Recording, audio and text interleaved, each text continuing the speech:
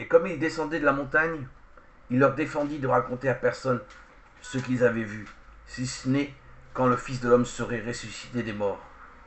Si Jésus insiste sur ce titre, le Fils de l'homme, c'est que ce titre le place comme l'arbitre des hommes. Il se donne comme les prémices de la moisson humaine, le premier des ressuscités. Et ils gardèrent sa recommandation, se demandant entre eux ce que signifiait quand il serait ressuscité des morts. Et c'est bien normal.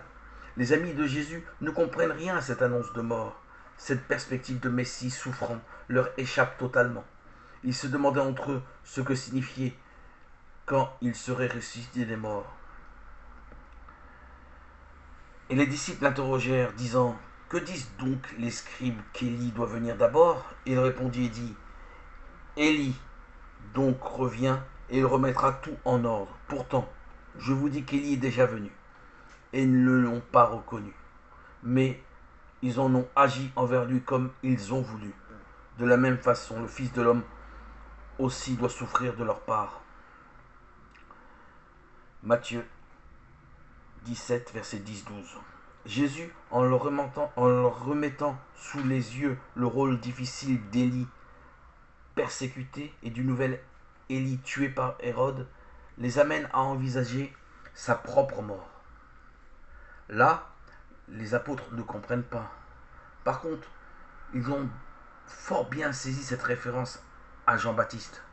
Si ces témoins ont glissé cette réflexion pour authentifier leur dire sur la résurrection, ce sont des faussaires vraiment doués.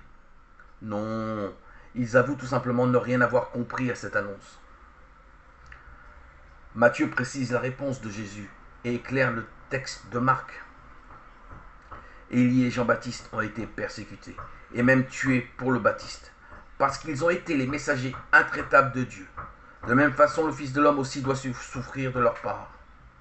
Matthieu 17, verset 12.